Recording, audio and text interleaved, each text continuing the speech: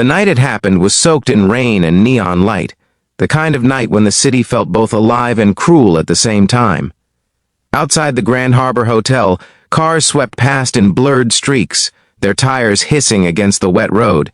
Inside, beneath chandeliers that glittered like distant stars, a single man stood at the service entrance, tying the frayed apron around his waist with tired fingers. He did not know that this very pavement, this very doorway, would one day witness a miracle so unexpected that it would silence traffic, stop time, and make strangers weep. He only knew hunger, exhaustion, and the quiet dignity of a man who refused to let the world harden his heart.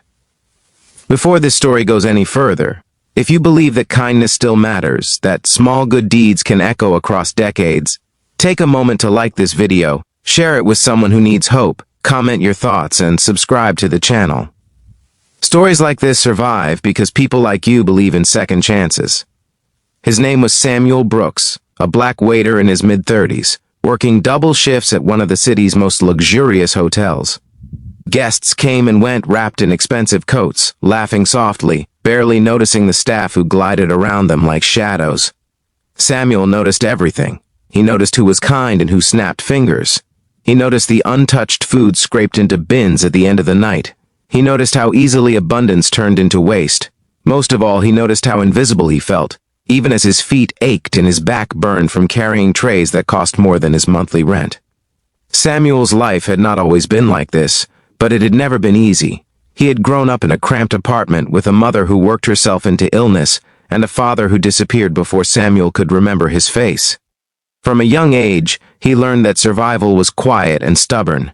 You showed up, you worked, and you swallowed your pride. Dreams were luxuries. For other people.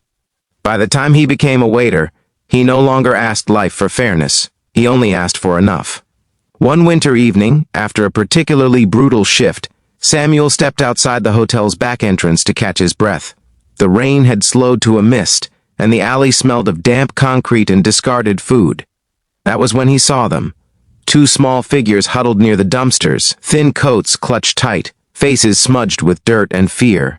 They were children, no more than 10 and 8, a boy and a girl pressed together like they were trying to merge into one warm body.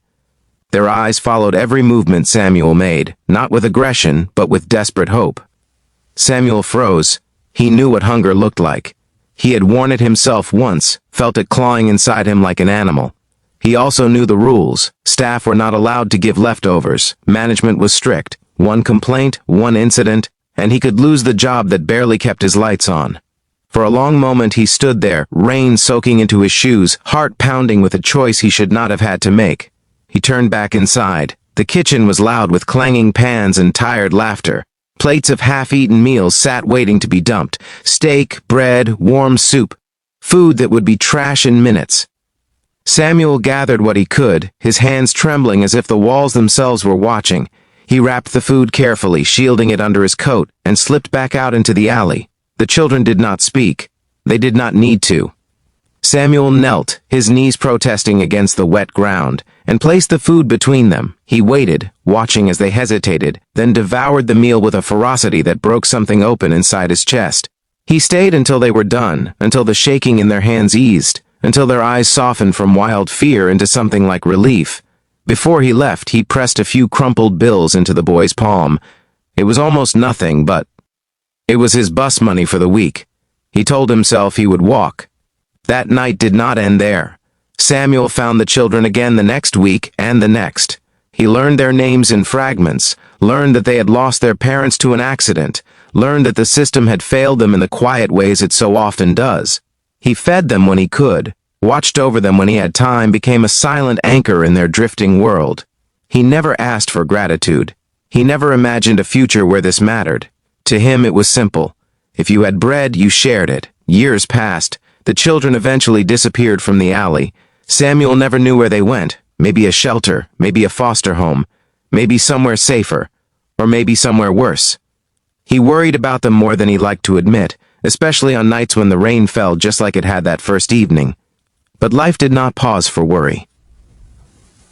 Samuel aged into his routine.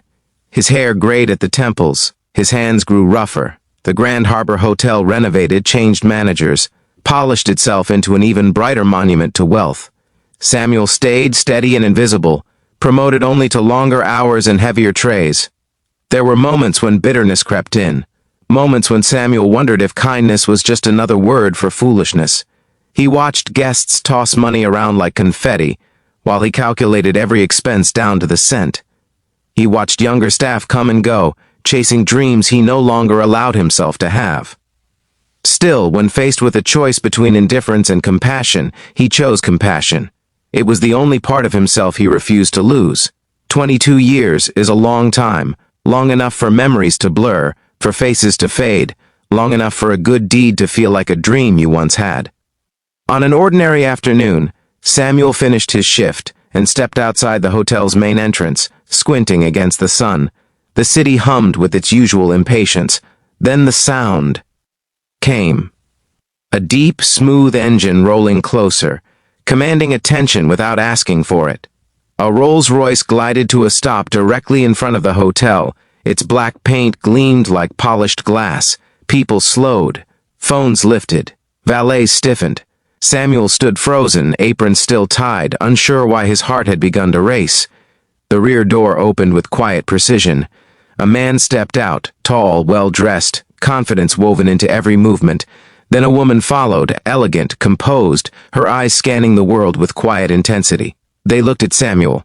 For a moment, the noise of the city seemed to fall away. The man approached, his gaze steady, searching Samuel's face like he was looking for something lost long ago.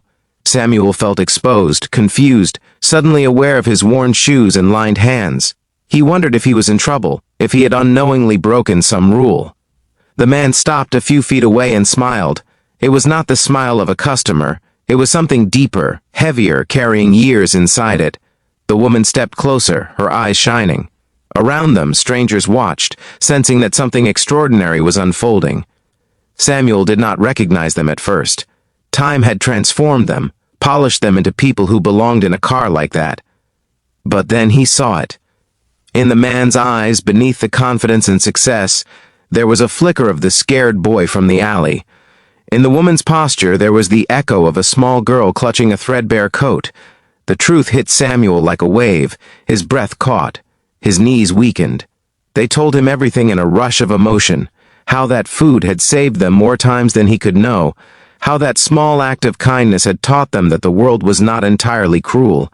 How they had been taken into foster care, separated, reunited years later, driven by the memory of a waiter who saw them when no one else did.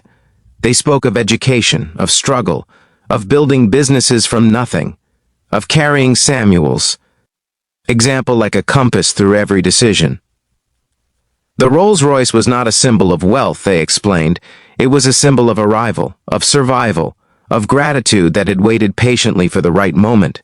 People around them openly cried. Staff stopped working. Guests stared, moved by a story they could feel even without hearing every word. Samuel felt something unfamiliar swelling in his chest. Not pride, not triumph. It was something quieter, validation. The understanding that his life, ordinary and unnoticed, had mattered in ways he never allowed himself to imagine. Before this story ends, take a moment to comment below. Share where you are watching from, or write a single word about what kindness means to you.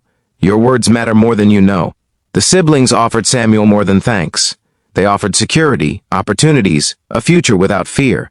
They wanted to take care of him the way he once took care of them. Samuel listened, overwhelmed, tears carving paths down his weathered face. He realized then that kindness does not disappear. It waits, it grows roots underground. And one day, when you least expect it, it breaks through the surface in full bloom. As the Rolls-Royce eventually pulled away, leaving behind stunned silence and wet eyes, Samuel stood taller than he had in decades. He returned to work not as an invisible waiter, but as a man who finally understood the weight of his own goodness.